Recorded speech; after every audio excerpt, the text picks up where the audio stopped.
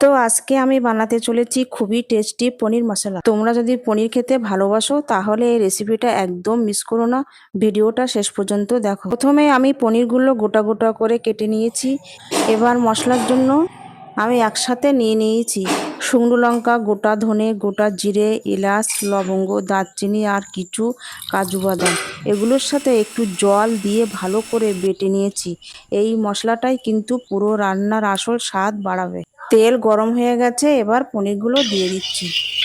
এখন পনিরগুলো হালকা আঁচে লাল লাল করে ভেজে নিচ্ছি। দেখতেই পাচ্ছ কি সুন্দর রং এসেছে। এভাবেই ভাজলে পনিরের স্বাদ আরও ভালো হয়। পনিরগুলো ভাজা হয়ে গেছে, এবার তুলে নেব। এবার একইভাবে কেটে রাখা আলুগুলো ভেজে নেব। আলুগুলো হালকা আঁচে ভেজে নিতে হবে। এবার আবার কড়াইতে তেল দিয়ে তার মধ্যে গোটা জিরে আর তেজপাতা ফোড়ন দিচ্ছি। ফোড়নের গন্ধটা এখন থেকেই সুন্দর আসছে। এবার কেটে রাখা টমেটোগুলো দিয়ে একটু নেড়ে নেব। টমেটোগুলো একটু নরম হয়ে গেলে ভাজা আলুগুলো দিয়ে দেবো। এখন এর মধ্যে পরিমাণ মতো নুন আর হলুদ দিয়ে ভালো করে কষিয়ে নিচ্ছি।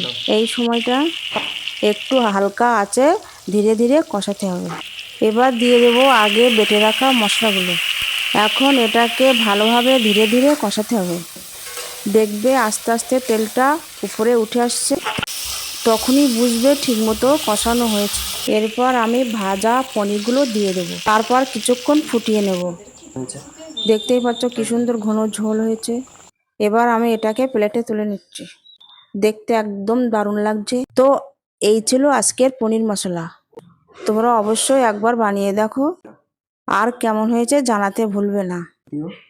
ভালো লাগলে একটি লাইক দিও, আর এমন আরো রেসিপি পেতে চ্যানেলটা সাবস্ক্রাইব করে পাশে থেকো। আবার দেখাবে অন্য নতুন নতুন রান্না নিয়ে।